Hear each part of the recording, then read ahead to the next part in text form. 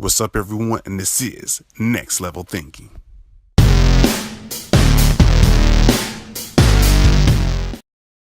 What's up, everyone? It's another episode of Next Level Thinking. Of course, it's your host, Chris Holmes, always bringing inspirational guests. But today, my special guest is by the name of Nneka, Osueke.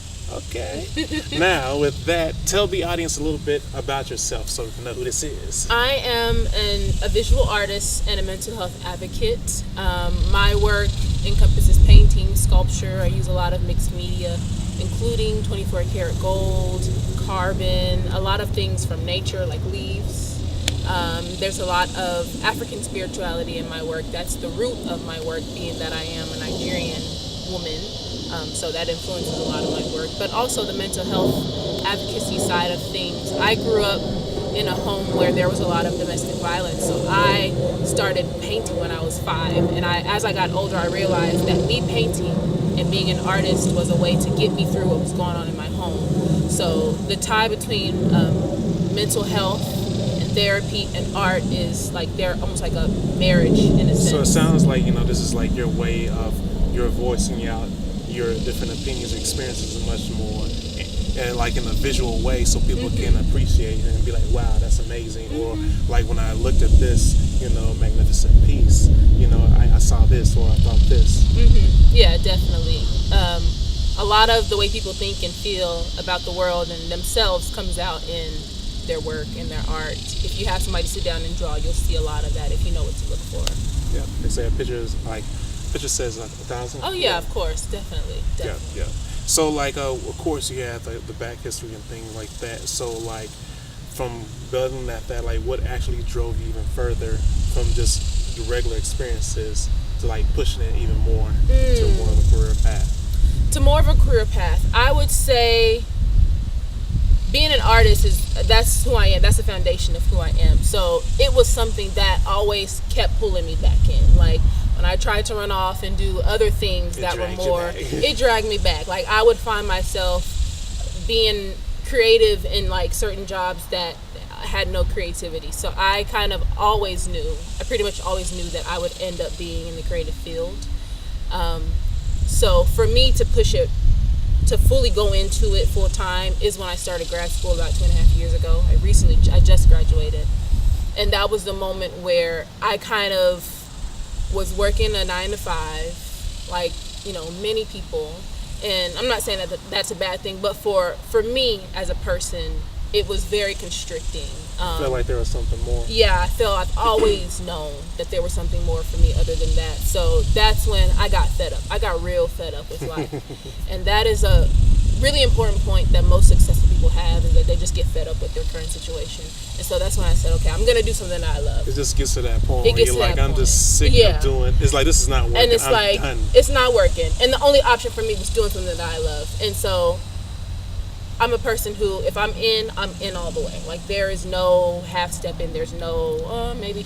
No turning back. Yeah, no turning back. So I don't even make it an option for me to not do what I love. I'm practicing every day to just focus on doing what I love. And I like how you mentioned that, like, practicing every day. It's like that's how you actually get your, skills that much higher. Right. Because a lot of, and this is one of the things I hit on a lot of previous episodes, getting comfortable. You don't never really want to get comfortable. If you really think about it, all the people who made a major impact to society and much more, they never really got comfortable. They never did. Even if they got into a higher level, they feel like it's always like, okay, how can I be that? And people are like, what else can you do? It's just like, no, I know there's something else I can do. It's like, what can as long as you're living and breathing, there's always room for improvement. So complacency is like, I wouldn't say a fear, because I'm trying not to put fear into my reality, but it's a thing that I try to stay away from. Yeah. So with that said, like, what other challenges have you faced while going through that? Because I'm pretty sure artists all around. Oh my gosh. Being an artist is really, like, I tell other creatives, like curators, other artists, that we are constantly putting out fires. I really do feel like just constant damage control. Like, I mean, like, from raising funding, because we know the story of like the starving artists, from raising funding to actually having to like ship. I think now in the stages where I am now, I'm literally doing all of the groundwork. until I can get, to a place where I'm represented and that people are shipping out for me. But I'm like my own personal assistant. I'm my own, shipping and handler person. Like, I'm my own budget person. So that has been a challenge that I think with anybody who starts a business, they're going to have to be the person doing most of the work. Especially in the beginning because like you got to really drive to get that momentum going because not everybody else is going to believe in it. Is going to believe in it. But I like how you said that. Believing in me was the first step to all of that. And I think that's the reason why I picked up art and I put it down. I picked it up and I put it down because it was second guessing yourself? I was second guessing myself a lot. And so it really took for me to be like, there really is no I think or I don't know or maybe. It's a decision. It truly, maybe later. Yeah, it just truly give me some is time. a decision. Like, no, I want it now. And I'm good. That's all it is to it. Like, just make the decision, like, I am good. And even if you don't completely feel it, just keep saying that, and eventually you will believe it. You will believe it's it. like, speak like your greatness into reality. Exactly. I mean, like, and this is like one of the class I think I mentioned before in one of the previous episodes. It's like when Muhammad Ali was, getting his momentum going, won the gold and all that much more. He would just pretty much sit on camera, I am the greatest. I'm the greatest. And they were like, I'm the greatest. What? I'm the greatest. I'm the greatest. They were looking and most at people think of him like he's cocky. But no, like, not only was he representing a lot of people who did not feel that they were great, but he was speaking truth to, he was speaking over himself. And that is something. A lot of times you got to tell yourself that. You have to tell yourself that. So that's something that is with any decision, anything that you want to start, anything that requires you to put a piece of yourself out there, you have to tell yourself that I am the greatest. You're the greatest, and you're great. And it's not I'm better than, or it's just like I'm greatest. You got to keep that within myself. Yeah. Because like if you lose everything yourself, it's game right. over. It's because game over. in real life, they will attack you from all angles. They will. Unintentionally and intentionally. Definitely. Now, I got to go a little bit more in depth. Like when you say intentionally, like go more in detail about that, because I feel like there's a little key part in there that people want to hear. And people need to hear. So there are people who, there's a book that I read called The 4 Agreements. And one of the agreements is that it's never really about you. Like, when people do things to you, it's not about you. It's more about them. Oh, that's. And so when I say unintentionally, I think sometimes people see light, and because they don't recognize their own light, they try to dim you down, or they try to make you feel like you're doing too much. Like, just tone it down. You're doing too much. And it's like, no, we go out into the world, and there are so many people who are so insecure and so afraid of really embracing their power. We're told to diminish ourselves to make other people feel comfortable. Do you feel like that a lot of times that may be like either, I made it like two-bladed sword, a mixture of how you were brought up and then culture?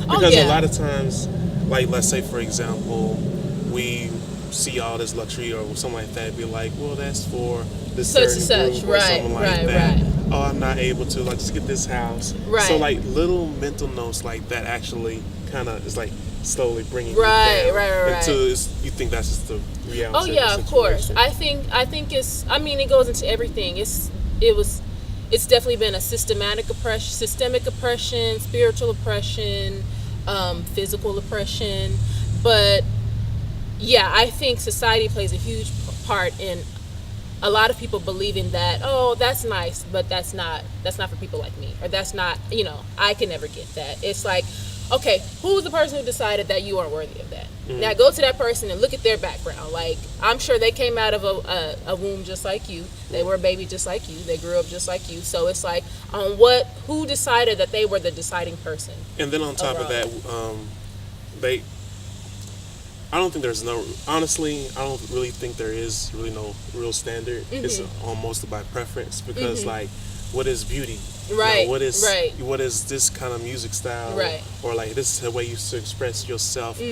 But there's so many things, different opinions out there, and it comes from like the way you were raised in your family, your beliefs, your surrounding area, what you've been exposed to, what your moral values is, what do you believe is right or wrong. All that forms the person that you are today, and not everybody's going to have the same preferences. Yeah. Right. So that's why I think it's important to find what feels good for you, because when I say I want to live simply, living simply means like having a house in Jamaica where I don't have to deal with like phones or technology, or that's living simply to me. But living simply to somebody else might be living in the countryside in someplace in East Texas. So you have to decide what works for you, and not based off of how it worked for somebody else or how somebody else is living, because if you go based on that, you'll get what they have, and then you still won't be satisfied. Because it's not for you. It's not you. Yeah. So you have to decide what you want for yourself and what your idea of success and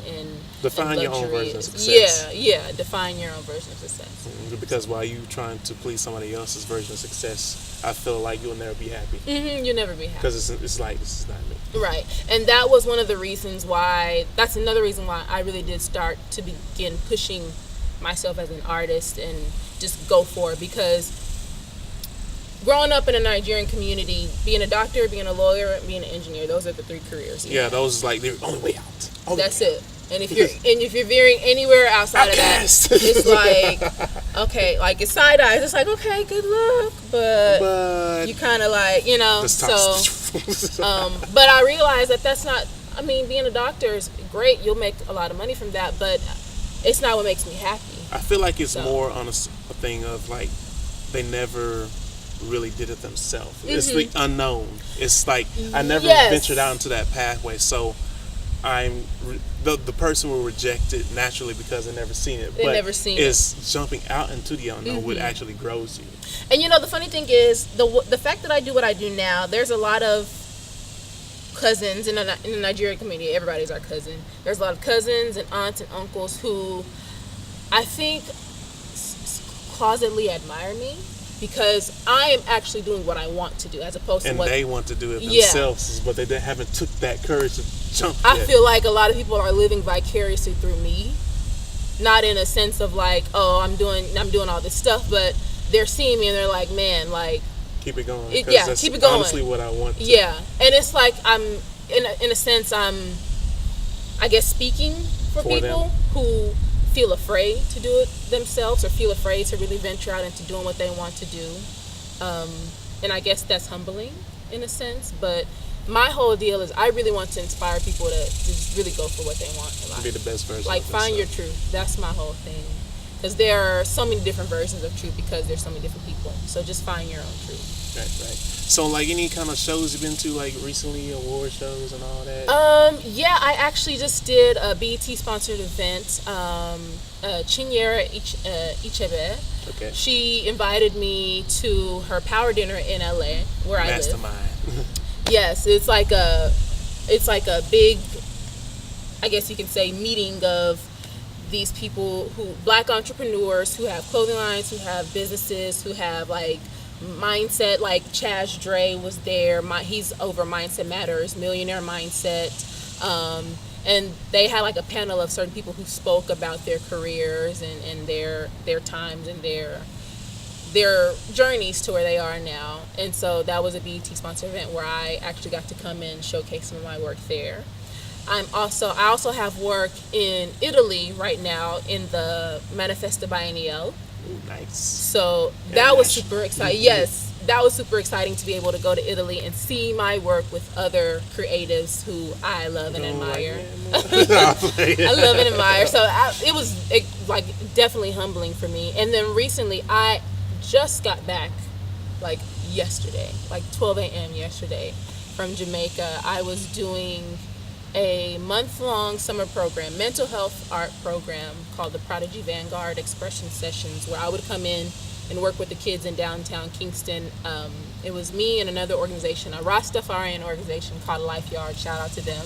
And we worked together because they already had children who come in, and they are like a community staple. Like they really do, like they have their own farming. If you guys know anything about the Rastafarian faith, like they believe in like building your own, having your own, growing your own. So they have a farm back there, and they give back to the community, and they have the kids come in and they feed the kids. And so I just thought that was such a great organization to partner with.